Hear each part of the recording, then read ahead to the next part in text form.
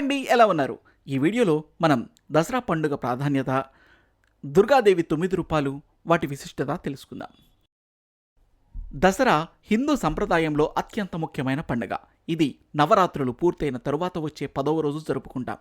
దసరా చెడు మీద మంచి గెలుపు. నవరాత్రులు భక్తులు దుర్గాదేవిని 9 రూపాల్లో ఆరాధించే పండుగ. కుటుంబం పక్కింటి వాళ్లతో కలిసి జరుపుకోవడం, సంప్రదాయాన్ని కొనసాగించడం, అలాగే భక్తి, ఆధ్యాత్మిక అభివృద్ధి, ఆత్మ పరిశీలన, ధ్యానం, పూజల ద్వారా వ్యక్తిగత అభివృద్ధి పొందుతారు. సామాజిక ప్రోత్సాహం, సాంస్కృతిక ప్రదర్శనలు, నాటకాలు, సంగీతం, డ్యాన్స్ ద్వారా యువతను కలుపుతుంది ఈ పండుగ. నీతి మర్యాదల శిక్షణ, చెడు మీద మంచి గెలుపు అనే పాఠం అందిస్తుంది ముఖ్యంగా ఈ దసరా పండుగ.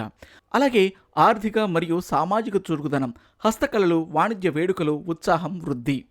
దుర్గాదేవి 9 రూపాలు, వాటి ప్రతీకలు. నవరాత్రిలో ప్రతిరోజు భక్తులు దుర్గాదేవిని 9 రూపాల్లో పూజిస్తారు. ప్రతి రూపం ఒక ప్రత్యేక శక్తి లక్షణం. శైలపుత్రి, పర్వతపుత్రి, పవిత్రత మరియు భక్తికి ప్రతీక.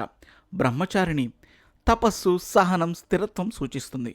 చంద్రఘంట, ధైర్యం, శక్తి, చెడును నశింపజేసే రూపం.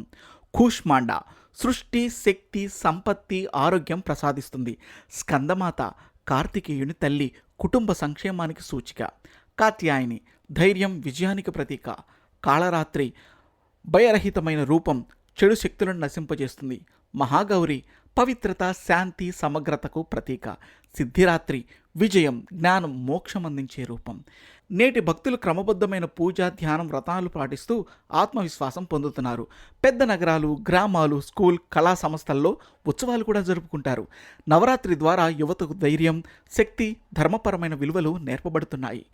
ఉత్సవ సందర్భంలో హస్తకళలు, వాణిజ్యం, హోటల్స్ మరియు హస్తకార్మికులు ప్రోత్సహింపబడతారు. వ్రతాలు, ఆహార నియమాలు, ధ్యానం ద్వారా శక్తి, క్రమశీలత, ఆత్మశక్తి పెరుగుతుంది. ఈ పండుగ ప్రతిరోజు దుర్గాదేవిని 9 రూపాల్లో పూజించడం భక్తి, ధైర్యం, జ్ఞానం, సంపత్తి మరియు మోక్షానికి సూచిక. నేటి సమాజంలో అది పారంపర్యాన్ని, సాంస్కృతిక విలువలను, కుటుంబ ఐక్యతను మరియు ఆధ్యాత్మిక శ్రద్ధను కొనసాగించడానికి ముఖ్యమైనది. విజయదశమి రోజు చెడు మీద మంచి గెలుపును జరుపుకుంటూ ఉత్సవం ముగుస్తుంది.